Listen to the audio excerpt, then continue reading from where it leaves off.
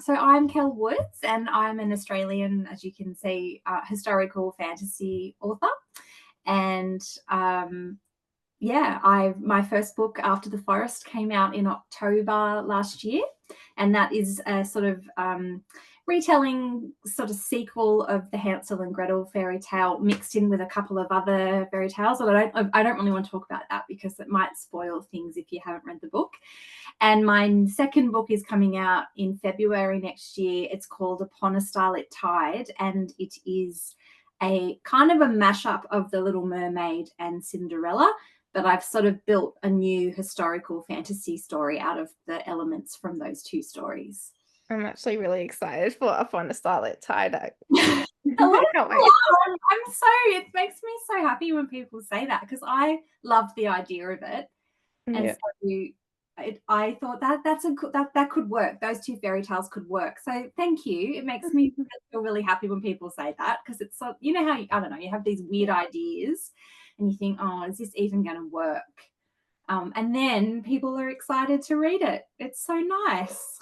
I think the first I sort of had the hint of it was when I was at the Harper Voyager event and they were doing the arcs of the After the Forest, and they got hooked me with After the Forest, and then they said, "Oh, and you can't wait for her next one." I'm like, "Oh, I don't want to wait that long." Yeah, it felt like ages, didn't it? It felt like ages because I sold it, like they were a 2-book deal that I signed in 2021. Wow, yeah. Ages ago. And for a long time, it was all about After the Forest, and it was all about that. And then the mermaid, we just called it the Mermaid book. And the Mermaid book was just sort of sitting in the background. And I kind of knew what I wanted to do with it, but I didn't really as well. And so, yeah, it's really nice to have it done, and arcs are going out and people are getting back to me, and some of the authors doing the endorsements have been saying some really lovely things. I've not been able to put it down, things like that. That's amazing. Yeah, so that's making me feel very happy, because I worry. I'm like, oh, everyone's going to hate it, it's going to flop. You don't, but so it's nice to hear. It's really nice to hear things like that. I'm always scared. What inspired After the Forest? Well, you know what? I actually just went and got some of my old books because I was thinking, what did? And these are my old, I'll hold them up. These are my old fairy tale books from when I was a kid. They're so 80s. But they've got like these little like little puppets. Can you see? Yep. Yeah. Anyway, so I've got like Sleeping Beauty, Cinderella. Look at Cinderella. Oh, that's so cool. Not the best looking Cinderella, but a bit different to what we're used to. Hansel and Gretel. So this is my, well, let's have a look. I think my grandma, 1985, so I was 4. Wow. So I was 4, and I was given all of these, and I've still kept them, and I gave them to my children. Like my kids read them all when they were little as well. So I think the fairy tale thing, and I had more than that too. I remember having all the Golden Book fairy tales and the Paper Bag Princess. Do you know that story? Yeah. That is still my favorite. Like that was fabulous. And it was quite feminist, because in the end, she was like, yeah, bugger you, and she went off and did her own thing. So I loved all those stories when I was a kid, and I was going to show you as well. I had like King Arthur's Knights of the Round Table, and this one, Robin Hood. I was really into Robin Hood when I was a kid. So you can see where it started. Yeah. So people running around the forest, the Major Oak, the stories sort of based on folklore and the fairy tales. So when I was a little kid, I was always dressing up, pretending to be, pretending to be different people. And so it started very young. And then when I got older, and I remember I was at uni, and I read things like The Mists of Avalon by Marion Zimmer Bradley, and I read Daughter of the Forest by Juliet Marillier. And then I was like, oh, adults can read fairy tales. Yep. And adults can write them. Like that, I was like, oh, that's Yeah. the kind of book I would like to write one day. And then yeah, those sort of books. And also later on, a few years later, after I'd sort of finished my degree and worked and had babies and decided I actually did really want to write, I read Bitter Greens by Kate Forsyth. Okay. And I went, yeah, that's the kind of book I want to write. So that was sort of how I got there. Always wanted to write. I remember being quite young and wanting to be a published author. Not even knew what that meant. And yeah, then I thought, well, I'll do a fairy tale retelling and I'll set it in a real place in a real time. And I chose Hansel and Gretel because I loved it. Like, it's got so much to work with. Yes, definitely. But also, I hadn't ever come across another novel that was based on that story. I'd seen short stories and poetry, but never a full-length novel for adults. So that's sort of how I got there. I thought, oh, I think there's a lot to work with that story. Yeah. You always see like Beauty and the Beast and that type of retellings. You never really see Hansel and Gretel at all. No, and I think it's because they were children, and so that probably limited a lot of people. But when I started to think about making them grown up, that's when I was like, oh yeah, there's so much to work with here. Yeah. Yeah, so yeah, long answer, I know, but what inspired me, it would have started when I was 4 and I started reading fairy tales and living in my head and wanting to be a mermaid, and then picking the right one. And then with Upon a Starlit Tide, same thing, like thinking, okay, well, what else would I like to do, and having a look at different tales and seeing which ones fit together and playing around to see, really, just playing with ideas to see if it could work. And it obviously has if the responses you have. Yeah, I hope so. Thank you. Thank you. Yeah, yeah. I think they worked, but it's very different when you think something's worked, and then do other people think it worked? And that's part of the reason why I think it was so exciting when my agent liked the book, because I was like, oh, it worked. That's really good. You liked it, and then the publisher liked the book. Oh, okay, fabulous. And then I get things from people all the time on socials telling me they liked the book, and that just makes me so happy, because you're on your own really with your ideas, and then suddenly you're not. It's nice. People are starting to see the story that you've wanted to be sharing with them and like, oh yeah, I like it. Yeah, and you're thinking, oh, I'm not mad. People like this story. Okay, good. Because I spent a long time thinking about it like a crazy person in my head. Yeah, so it's very reassuring and lovely when people like it. Is that what drew you to writing in the first place too, sort of with fairy tales and then wanting to write your own book Um, as well? Or no, I wasn't really thinking. I sort of wanted to write, but I didn't think. I knew that being published would be really difficult, and it may not happen.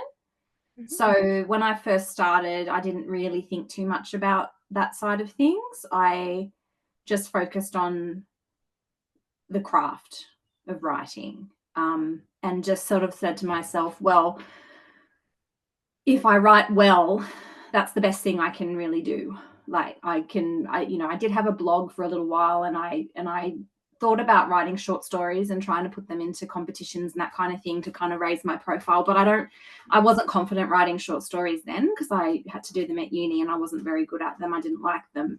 I like them now. Like, I've just done one and I really enjoyed it, and I loved writing that. But yeah, publication wasn't really in my mind. I think I just had this burning desire to write something, to finish a book, to do it. It was just always something that I needed to do. I can't explain it.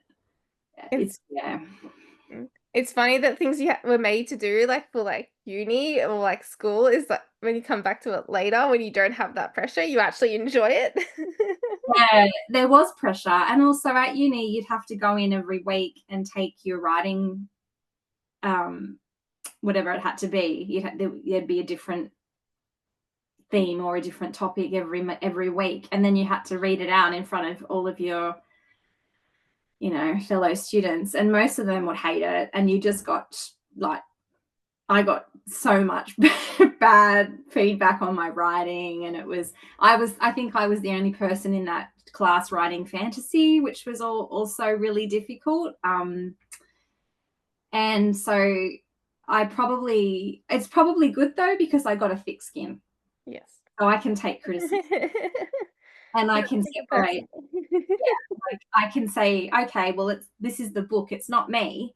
I want to, it's not me. It's this piece of work. And so to me, that's separate.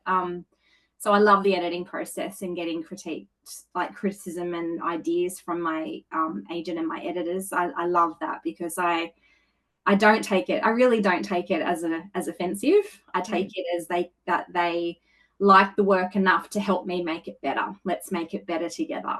That's sort of the way. Yeah. So, yeah, I don't know how I got onto this tangent, but yeah, the criticism and the all of that is good, because you do have to have a fairly thick skin and be fairly resilient, I think, in your writing. Yeah.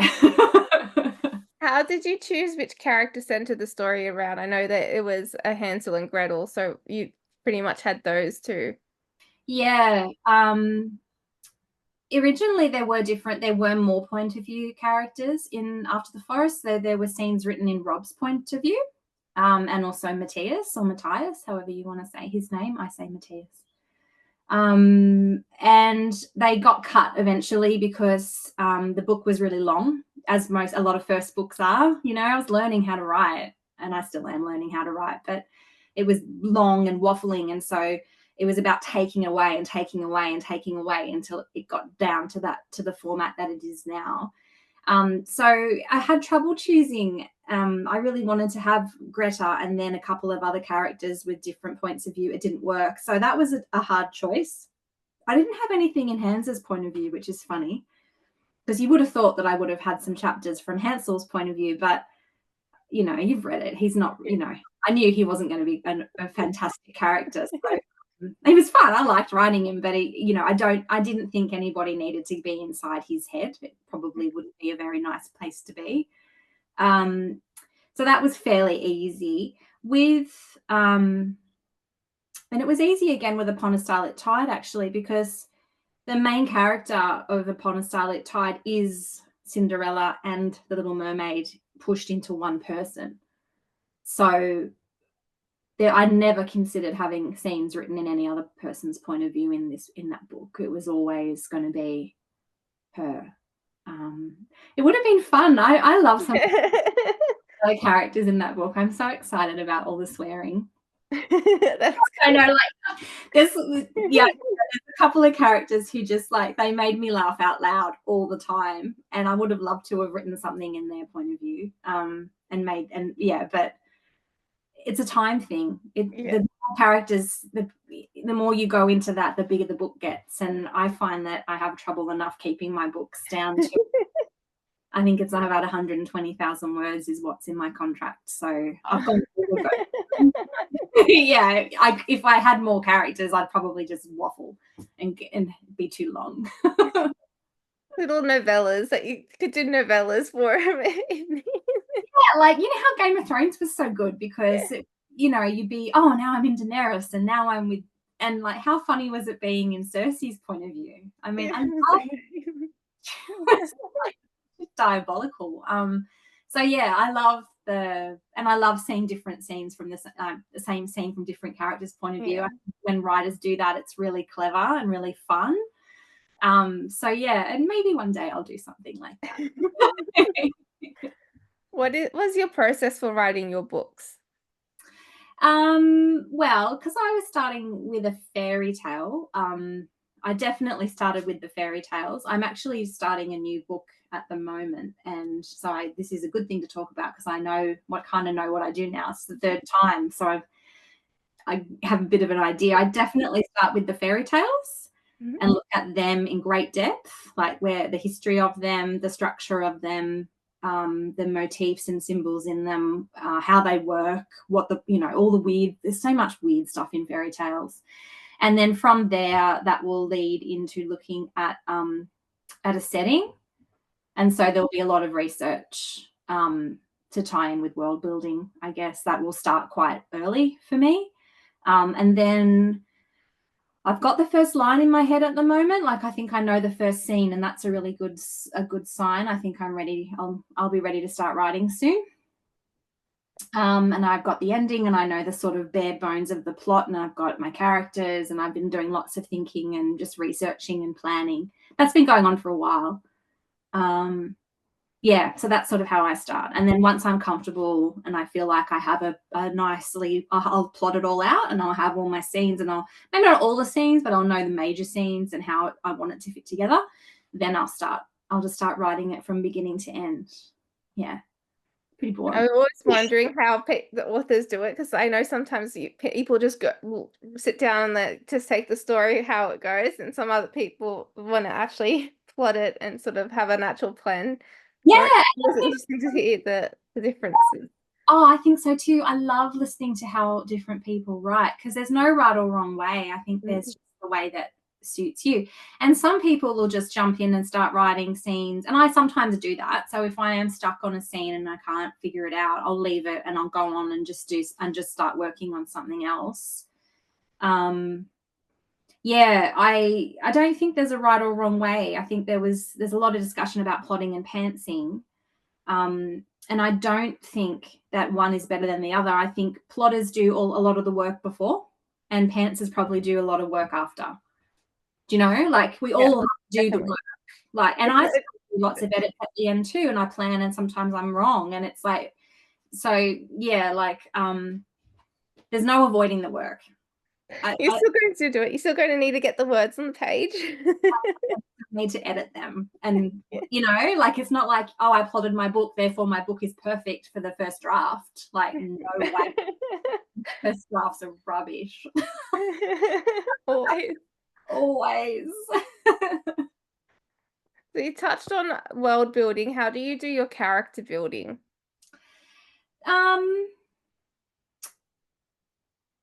I find the characters, they come a little later. Like, they come later as I'm writing. I think I don't do a lot of structured character work. I did with Upon a Starlit Tide. I think I've heard people say, wise people say, you need to know your character. If you know your character, everything else is going to fall into place. And I actually 100% agree with that. So I think about, because I'm taking a fairy tale and trying to make it real, like try to make it gritty and as if it's a real person and not just a fairy tale character. I'm always thinking about, what do they want? What's in their way? What past scars and beliefs about themselves are they carrying around that are haunting them? All that kind of basic. It's nothing. I don't do anything super different to what the character books will tell you. But yeah, character is hard, I think, because they're basically little people. People are complicated. Yes. And if your characters aren't complicated, that's a problem. You kind of want your main characters to be rounded and interesting. And look, that's another reason why Game of Thrones was so good, because you had all the interesting characters. Yeah. So I wish I had a really good answer for character, but I'm still trying to figure out how to crack that one too. Yeah, I feel like they come when they're ready, and to my great frustration sometimes. They're not always ready to show themselves.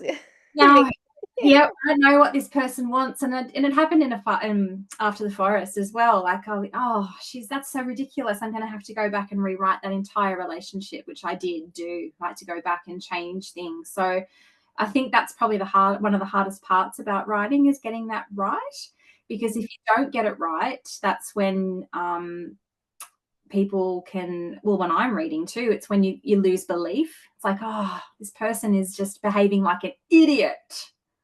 Don't want to follow them through the rest of the story now. No longer committed, you know. So it's got, you've got to, I don't know, I think it's a really important thing, and it's something that I'm still working on too. Still working on all this stuff. Did you have a favorite moment to write in After the Forest or Yeah. Upon the Starlit Tide? Well, I probably can't tell you about Upon a Starlit Tide because it'll ruin the book for you. But in After the Forest, I really loved the betrothal celebration. Yeah. And I won't say whose or why because I don't want to spoil it for anybody. But yeah, that was fun. It was fun too. That was really fun. And I remember my editor saying, "Oh my God, this scene is so fun." Because it gets really wild, you know, everything gets out of hand. That was a really fun scene. I really loved that. And there was that beautiful moment as well with the kiss, the same chapter, which I just loved that. I really loved that love story. Yeah. I really wanted her to have something beautiful in her life because it had been not I don't know, like, you know, and so it ended up being more romantic than I probably expected it to be. But I also really enjoyed writing that, and I loved those two characters. And it's not romance, but it's definitely got that romantic subplot. And I do like reading books with a romantic subplot, Yeah, to say. definitely. Yes. People fall in love. You Like, can't go wrong. it's a beautiful, beautiful time. Yes. Yeah. Which of your characters do you relate to the most and why? Oh, probably Loose. If I had to pick between them, probably Loose. Yeah, she's a bit of a fish out of water. See what I did there? I felt like that when I was a kid. I remember feeling a little bit out of step with other people, and I was really sensitive. And I used to get teased and bullied a bit because of that. You sort of become a bit of a target, I think, when you react to things. And so I used a lot of those sort of feelings from my own childhood in that book, in terms of like fitting in with family and other kids and that kind of thing. So yeah, I'd probably say Loose. I don't think Greta I had, you know, I no. But I don't try to I don't there probably is more of me in there, but I noticed it with Loose. Like I definitely called upon my own memories and childhood things for that character, but I hadn't done that for anyone else. It's a hard question. I don't know. It's weird because you don't know you're doing it as well. Yeah. Do you know what I mean? Yeah. I do. Yeah. So yeah. How has writing and publishing your books changed the way you see yourself? Well, that's a funny question because it kind of ties into what I was saying before to you about how you've got you spend years working on something and you don't know if it's any good, and you know it. So getting published and getting an agent does change the way you look at yourself, because you think, oh, I can do this. Oh, my writing isn't bad. So there is validation. I know that's some people will shake their heads at that and say you shouldn't need outside validation, but the traditional publishing industry is all based on validation. Like it's the whole thing is, that's why I wanted to get published traditionally, because I wanted that validation. Like I wanted someone to say, yes, you are good enough to publish this way. It meant something to me. And so I don't know if I never considered self-publishing. That wasn't on the radar. It wasn't. It might have been later it might have come about later, but when I was first starting out, it was like, I want this. I want this way. I was quite determined about it, and I did a lot of work for it. But but so I guess it does change the way you view yourself. And then coming back after that is hard, because then you have to forget about all of that and just go back to you and your keyboard and your notebook and your weird little idea in your head again and try and block out everyone else. It's quite a strange experience, you know? It's not, yeah, it's, you're just not by yourself anymore. It's like, and you've got people who are wanting more books as well. Yeah, which is lovely. That part of it's fine. Also, I suppose, an element of self-doubt all the time. Mm. Oh, can I do this? And so when finishing Upon a Starlit Tide was absolutely like a huge weight was off my shoulders, because I was so scared that they were going to realize, and when I say they, I mean my agent and my publisher, they're going to realize that, oh, she fluked it with After the Forest and she actually sucks, and we made a huge mistake asking her to do another book. And so in the back of my mind, I was like, oh, I can't do this, I can't do this. I was really scared. And then you just have to do it because you've signed a contract and they're waiting on it and it has to be done. And then by the end of that, I felt like, oh, okay, I can do this. I've done 2. I can do it. The imposter syndrome is like really real. Oh, big time. Oh, it really is, particularly with women. Like, I don't know, like most female writers I know struggle with it. Like, it's so rare to find someone who doesn't. I think it's a constant battle. It's, I don't know, it's fascinating. That's something I'm into more, because it can cripple you. The fear can cripple you. Yeah. Are there any books or authors that inspired you to become a writer? Definitely Kate Forsyth, definitely Juliet Marilia, Cecilia Dart Thornton. She's an Australian writer, and she wrote an amazing series called the Bitterbind trilogy, The Ill-Made Mute. Have you ever heard of that? I think I've heard of it, yeah. So good. It's so beautiful. So yeah, they were the ones when I was in my early 20s, 19, 20, at uni studying creative writing. Those women. Definitely also the Miss of Avalon. I know there's been that her name is now problematic, and there's been a lot of issues with Marion Zimmer Bradley, but way back then, that book, which took the Arthurian legends and retold them from a woman's point of view, from Morgan's point of view, and also went right back into all of the old ways and that pagan, and made it historical as well. Like that kind of, you can see that definitely made an impact on me. So I really loved those books too. And I don't really talk about that much though, because she's there was some major issues with her reputation and the kind of person she was, the kind of human she was. Yeah. What advice would you give to a writer working on their first book? And were you given any advice? Yes, I was, and I always listened to the advice. I did lots of classes, did lots of reading on craft, read lots of books, and what's some of the best advice? I wouldn't show your work to friends and family, because that didn't go that well for me. I love it. It's fantastic. Yeah. Or they don't like it, and you know them so well, you can tell that they don't like it. Trying to be polite. So that was awkward. And I think that whether they liked it or not, and whether they're well-meaning or not, they actually don't really know. Unless they're an author or an agent or an editor. And if you have one of those in your family, then by God, get it in front of them. But if you don't, if it's just like Auntie Jill, there's no point giving it to her. There's no point giving it to her. So you want to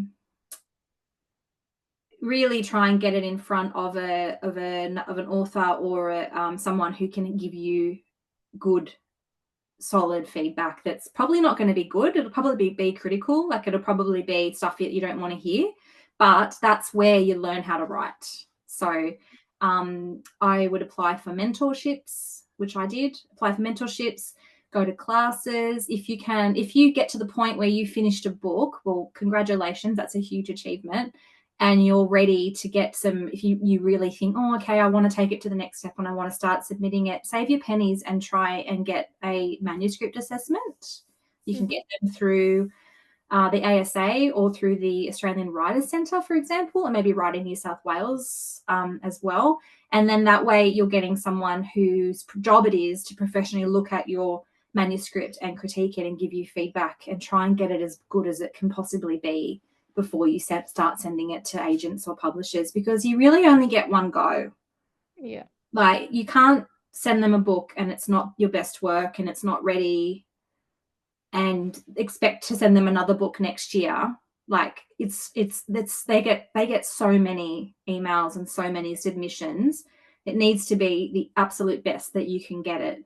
So I think investing in an assessment, or getting someone who can really give you good advice to look at it before is I would do that. Yeah, if you can afford it, obviously. Like, I don't know about the cost. Perfect advice, though.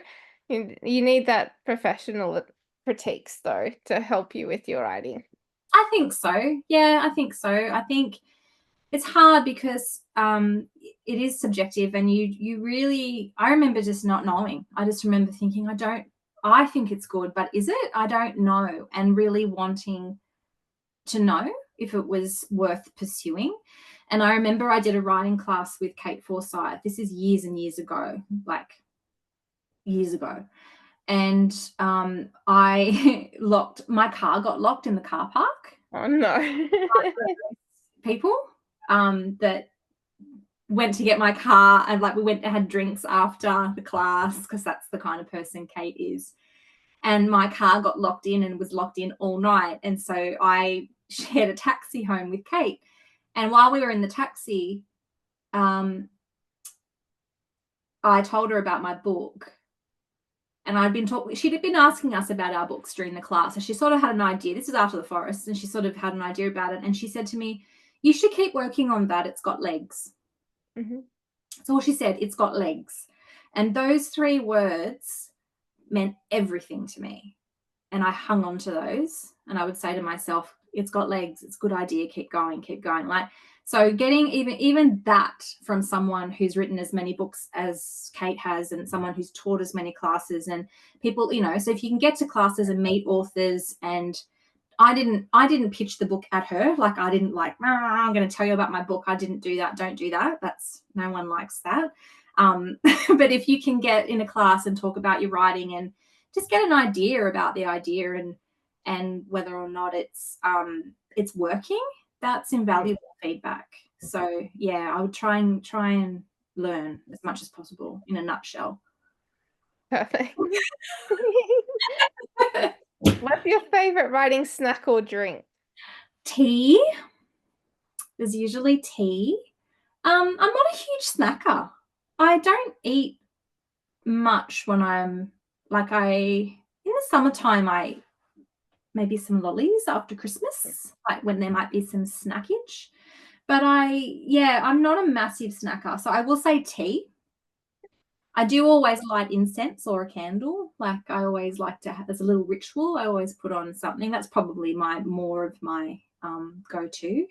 I don't like to eat while I work. I think it's good to get up and have breaks and just otherwise you just shovel food. Yeah, or you're just sitting there and just eating constantly. You might get a little bit distracted too, eating all the snacks. Yeah. Oh, I've put 3 kilos on. How did that happen? Because I was just shoving food in my face and not thinking about what I was doing. Like, so I try to get away from the desk and just enjoy the food.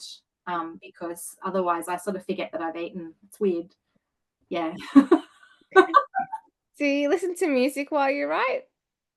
Yeah, I do. Always. I always have a sound. So that's another part of my process. When I'm starting to think about the book and research, I'll make a playlist. Mm-hmm. And so that will have, the After the Forest playlist went for like 21 hours or something. It was massive. It had so many songs in it, but I will eventually use that music to write with. So there'll be a particular piece of music that fits a scene, and so I'll put it on repeat, and that will just go and go and go. And I don't know a faster way to get back into the scene. If you're getting up at the end of the day and you need to get back into exactly where you were, I think music is the most powerful way to get your brain back into the mood. Fits the atmosphere and everything as well, so helps you with that. Yeah, but only instrumental, like nothing with words.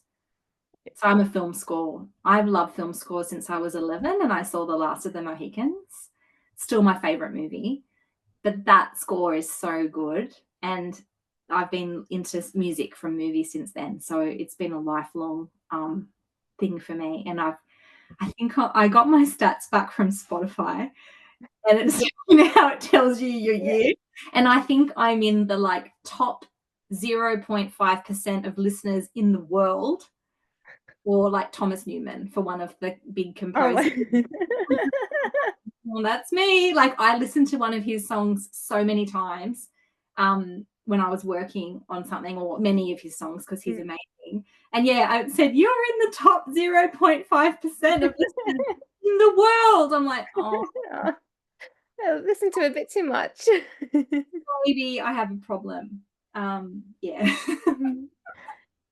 And my final question is, who has been the biggest supporter of your writing? That would be Kate Forsyth. Yeah. And my agent, Julie Crisp. They would be the two people that believed in my writing and gave me really good advice. And Kate took me under her wing. I did the mentorship with her and learnt so much from her. Part of that was her being brutally honest about my writing and wanting me to, like it wasn't easy. And yeah, so yeah, I would say her. She's been fabulous the whole way through. I'm hoping that she'll be getting a copy of Upon a Starlit Tide any day now. That'd be good. Yeah, so her support is ongoing, and I can now support her too, which is really lovely. I like to be able to give that back to her because she's a really generous person. She supports a lot of writers, and so anything I can ever do for Kate, I always do, because I am very grateful to her for her support.